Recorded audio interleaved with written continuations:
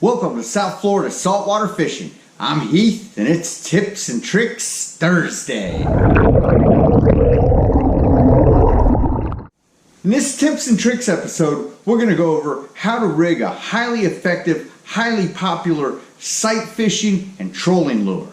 We're going to go over how to rig the Clark spoon. Before we get into this though, if you want to learn more about fishing, grow as an angler, or just see some great and exciting offshore fishing adventures, you can start by hitting the subscribe button. Don't forget to turn on the notification bell so that you won't miss a thing.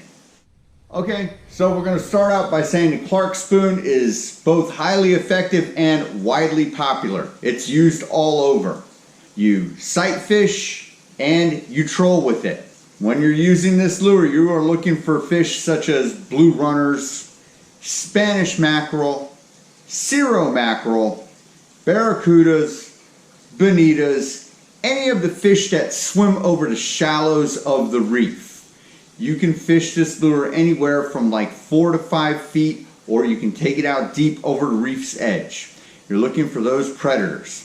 This will also catch tuna for you too, so don't count it out of going a little bit deeper and using it to get those tuna on board. Okay, so when I rigged this lure, there's a couple of different tactics you can use to rig it. There's always the standard wire leader that you can use with it. I use a number 4 40-pound wire leader, about 16 inches of it. There's also the alternative method, which I like more. It's a little bit stealthier, it's a little bit riskier, which is going straight with fluorocarbon. Alright, so we're going to get into the rigging of this lure right now. We're going to start out with the wire leader version.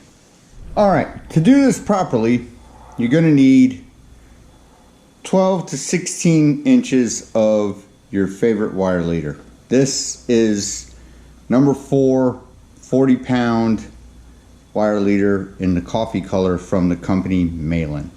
You're going to need haywire twist tool to make life easy if you like using one.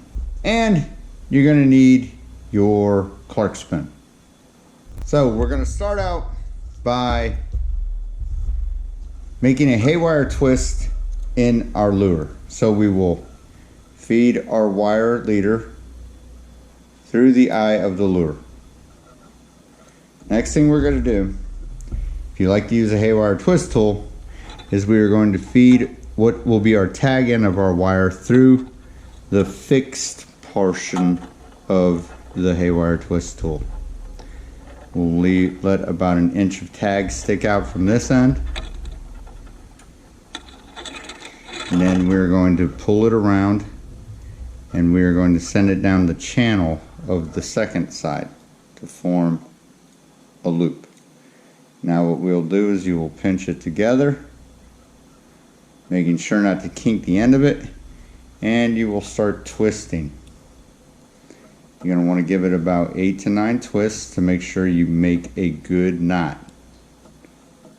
Once you're ensured that you have a good knot, you simply slide your haywire twist tool away and you have these nice little twists here. Next, you will bend the tag end to a 90-degree angle. So we have our twists here. We have our tag. Now we are going to simply start twisting it around to do what is called barrel wraps. You want to try and get your barrel wraps packed as tightly as you can. And you're going to do about 6 or 7 barrel wraps.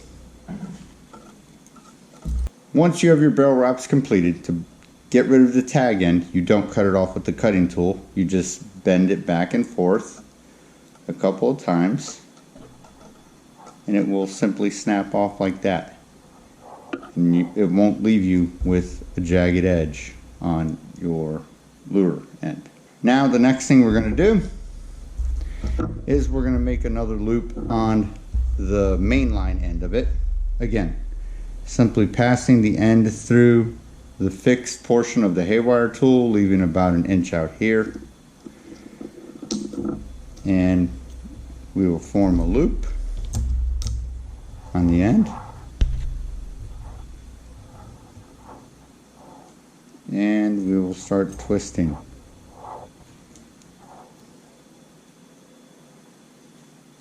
And you just twist. Again, you're going to give this end about 8 or 9 twists to ensure you have a good knot.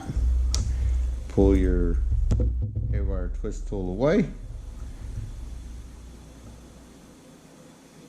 90-degree bend on your tag end. And again, you will just start twisting to form barrel wraps.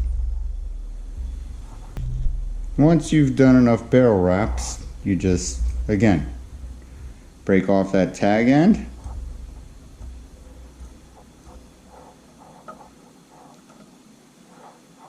And there you go. You've now put a wire leader on your lure. The next step would be hook it to your main line. So you'll need a swivel to hook it into the main line and loop of your wire leader. You simply thread it onto your swivel, close the clasp, you're good to go. You're ready to toss it into water, either sight fishing or trolling with it. This will handle toothy critters all day. You're good to go with it. It has a less stealthy effect, of course, because of the swivel, but that is personal choice. All right, so that was how you rig this lure with wire leader. Now we're gonna go to the alternative version, which I consider more stealthy and I use, which is straight on the fluorocarbon. Okay, to do this method properly, you're gonna need a few different things. You're gonna need your Clark spoon. You're gonna need a cutting tool. You're gonna need 6 to 7 feet, maybe 8 feet of 20-pound fluorocarbon. This is what I use. And you're gonna need your main line to your fishing reel. Okay, to start out, the first thing we're gonna have to do is we're gonna have to make an attachment so we can thread on our leader onto our main line of our fishing reel. I do this by creating a knot called a spider hitch. So what I'll do is I will make about a 12-inch loop. I'm gonna make another loop, almost an overhand knot. And then I'm gonna take this end, which is the bigger loop, and I'm gonna wrap it around that 3 times. 1, 2, 3. And I'm gonna take the little end here, I'm gonna send it back through that loop that we were wrapping it around.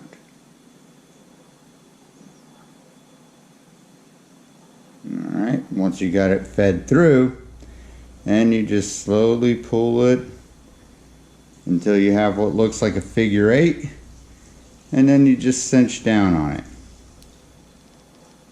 And that provides a lot of shock absorbency, that knot right there. Now we will trim away the tag end of that loop. Now we've got the spider hitch tied. We're going to fasten the leader to it by threading it on to this loop.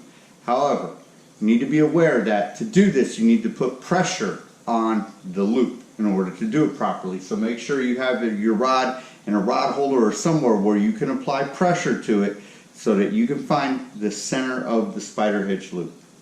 Alright, so we have our spider hitch and we have the loop and we have pressure applied to it so that I can find the center. We're going to find one end of our leader. Now to find the center of any loop, you simply draw your leader through it, and now I have found the perfect center of the spider hitch loop. Now I like to attach this with what is called a no-name knot. No-name knot is very simple. It's essentially a reverse clinch knot. So you take some tag, about 3 or 4, maybe 5 inches. And what we're going to do is we're going to wrap up back towards our main line 7 times. 1, 2, 3, 4, 5, 6, 7. And then we're going to take our tag end and we're going to send it back through the little loop that is left in between our main line loop and our leader.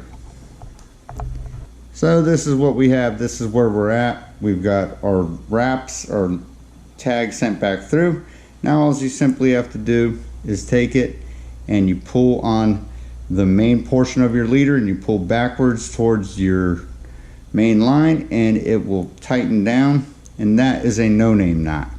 No-name knot is a perpendicular ending knot. If you don't have this perpendicular look to it, if it's angled out or laying flat, you've done it wrong. You need to cut it off and start over. Alright, now we can trim up our tag end.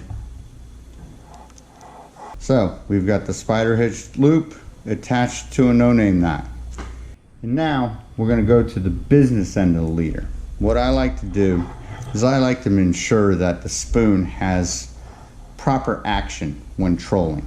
What we're going to do is we're going to tie a no-slip loop onto it so that the lure can get proper action and spin and do whatever it needs to do in order to entice the fish to feed. No-slip loop knot is fairly simple. You're going to start out by making a loop, and then you're going to send your line through it. Basically an overhand knot. Pull that loop kind of down, kind of small. Now we're going to take our tag end and we're going to feed it through the eye of the lure, and we're going to draw the lure towards that loop. Now what we're going to do is we are going to take the tag end, we will send it back through the loop that we made right here. So we have something that looks like this. You don't want the loop that's going to be attached to your lure really big, so you can kind of size that down to a manageable size. I like to make it about the length of my fingertips so I can work with it. Now what you're going to do is you're going to take your tag end and you're going to wrap it around the main line portion at least 3 times. 1, 2, 3. You can go 4 just for extra strength. So this is where we're at. Now we're going to take our tag end and we'll send it back through this main overhand loop. And we're going to pull down and cinch down on it until it gets kind of tight. And then we will take our lure and we will pull against our lure until it cinches up. Now you have what's called a no-slip loop knot. It provides great action for it. Trim up our tag, and that's how that works. You got a no-slip loop knot. You have a perfect little loop that won't slip back and forth on you. And you can take your lure, toss it out, troll it, do whatever you want. Have a good old time. Alright, and that is how you rig this lure up with fluorocarbon. So what you're going to do once you got the lure rigged up is you're going to either sight fish with it. You see Spanish mackerel, pods of them swimming up the reef. You can toss them out and retrieve it as fast as you can. Or what I like to do, you're going to troll it at about 6 to 8 knots up and down the reef.